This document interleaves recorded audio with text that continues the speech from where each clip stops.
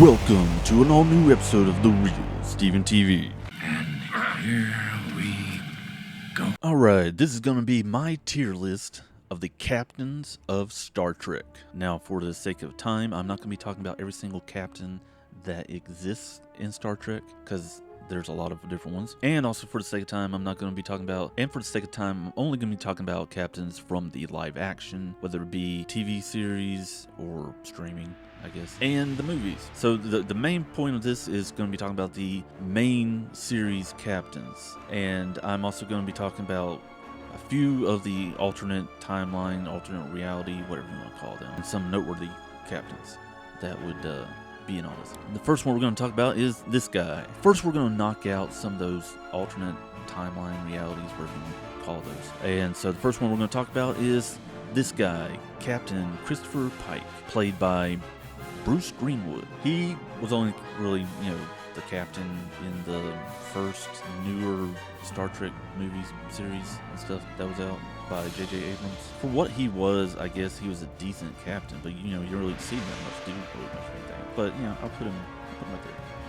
B tier. Thinking of it, since he wasn't really there much, let's go ahead and put him down C. Yeah, that's where he's gonna go. Okay, since we're on the subject of Captain Pike of an alternate timeline, we got this guy, played by Anson Mount, I guess? Could be, sure. I mean, personally, I think he has the look. Based on the guy who played the original Captain Pike and everything, I think, he looks fine for the character. He's relatively competent, I should say. Based on the show, I don't really like the show. And but for what he does as a captain, I'd say he's decent, I guess. I'm gonna put him actually at B tier. And now, since we're also on that subject of this alternate timeline thing, let's go ahead and talk about, this is Captain James T. Kirk of the same reality as the last captain. Comparison to Shatner, he's no Shatner.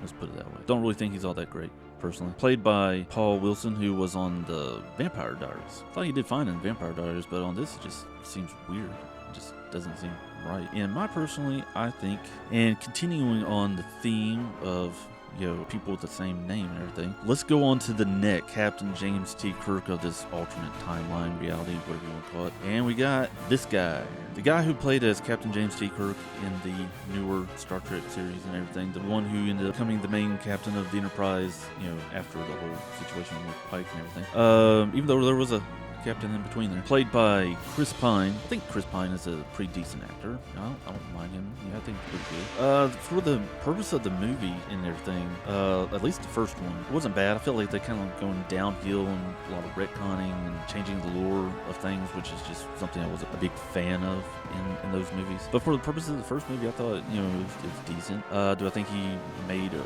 relatively good captain? Sure. So for that reason, I'll put him as a B tier. Alright, moving on to this woman.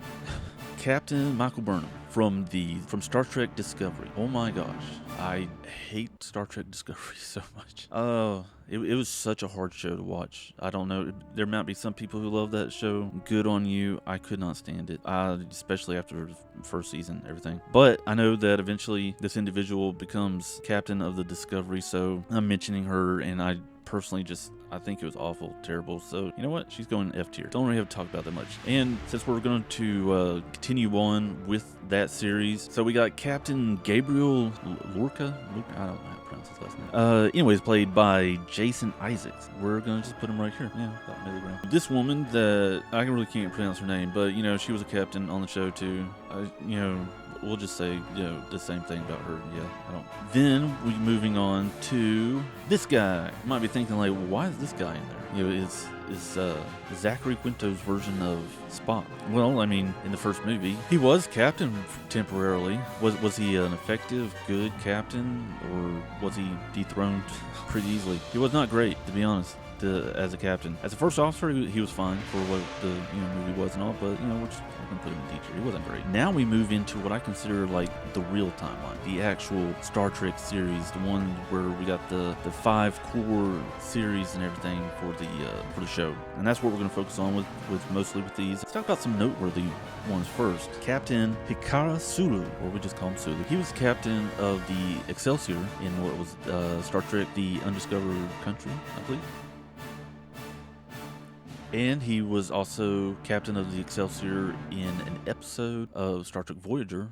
Captain Sulu. He was actually a pretty good captain, in my opinion, for the brief time that we saw him and everything. He was pretty decent, but, we'll say at least B tier. Another noteworthy captain, we got the original Spock, played by Leonard Nimoy. He was a captain, even though he didn't really do much as a captain. But, like for most people would probably remember being a captain in the original series movies. But did he do much as a captain? No, but because he's a legend himself, I'm going to put him at least A tier, because I think he's pretty awesome. Also noteworthy, Will Decker, Captain Will Decker. He was the captain that succeeded James T. Kirk. He was in charge of the whole entire refit situation that took place like 18 months or so. And of course, there was a whole situation with that weird entity that they called V'ger and everything. And okay, so Kirk ended up taking over command of the Enterprise, even though it wasn't completely ready yet. But Kirk decided to demote Decker down to commander, which to me that didn't really make a whole lot of sense, because a lot of the command structure is somewhat similar based on like our own naval tradition and everything. And even in our own ships that we have in our Navy, we got like aircraft carriers, some of our biggest ships, that the CO and the XO are both captains a lot of times. Since the fact that Kirk at this point was an admiral, he could be the commanding officer of the ship without demoting Decker to commander. He could have kept him as a rank of captain and still been the XO of the ship. So that didn't really make any sense to me. Because even in Star Trek lore, we know that it doesn't matter what your rank is, you can be even like an ensign of a starship, and as long as there's no commanding officers that are, above that ensign that are capable of commanding the ship at that time because of either they've been killed off or incapacitated or whatever, the ensign can take over as captain of the ship, and they're literally can be called the captain even though their rank isn't captain. So that part never really made sense to me. Based on that very brief period of time of being a captain on that show, I think he was a competent captain and everything. So for that, I'm going to put him at least at a B tier. Another noteworthy captain would be this guy, Captain Montgomery Scott. You got me, Mr. Scott. You're amazing. There's nothing amazing about it. I know this ship like the back of my hand. Who doesn't love Scotty? Dude's cool. Did he do much as a captain from what we saw? No. Is he a legend? Yes, he is. So for that, he's at least going to A tier. Now we're going to move on to this guy.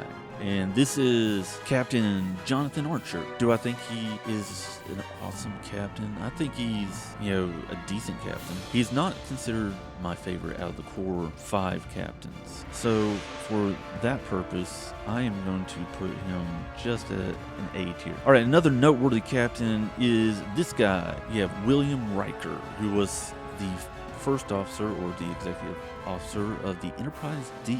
If you speak strictly on just the Next Generation series, there was like a couple different times that he was a captain. It usually was like an alternate timeline, reality, whatever you want to consider it, or there was a point where he had to take over as command of the Enterprise because of Borg situation. He did actually, in my opinion, a good job as a captain, so we're going to put him up here. And another noteworthy captain would be the original Captain Christopher Pike. The original Captain Christopher Pike was played by Jeffrey Hunt, and he was pretty much only in the pilot episode. And in that, he was a very competent captain. He was very much by the book, and he was actually a pretty decent captain. But again, we didn't see much of him, so for that reason, I'm going to put him in the A tier. Now we're moving on to the last 4. First one I'm going to say out of these last 4 is going to be Captain Catherine Janeway. I think that she actually did a very good job. Again, she's not necessarily my favorite out of the captains. I would definitely put her at an A tier. Now we're down to the final 3. So I'm going to go and say, let's talk about the captains in order of timeline. So that would be the very first, and in my opinion, really the only, if we're really being honest, the very first Captain James T. Kirk, played by William Shatner. He was the captain. Very awesome captain. By the book. Guy who loved his crew and everything. He is like the legend. So for that reason, he is going into the S tier spot. Now we're going to move on to Captain Jean-Luc Picard. He's French. Now, Picard was much different, in my opinion, than Kirk was. Even though they were both, you could argue, by the book and everything. But a lot of times, Kirk is bad rap as being like a womanizer and everything. But I'm like, people who usually think that are people who probably never actually watched the original series. Go back and watch the original series, and you'll see it like a total different light in regards to Kirk and his being played by William Shatner, absolute legend. With Picard was much more diplomatic. He's definitely one of the best captains out there. He comes off very Shakespearean at times in the way he does things, but I wouldn't necessarily say that he was S tier. I'm gonna put him at A tier. I may upset some people. Now we're moving on to Captain Benjamin Sisko. Now, with Captain Benjamin Sisko, he was originally not a captain on the show. He was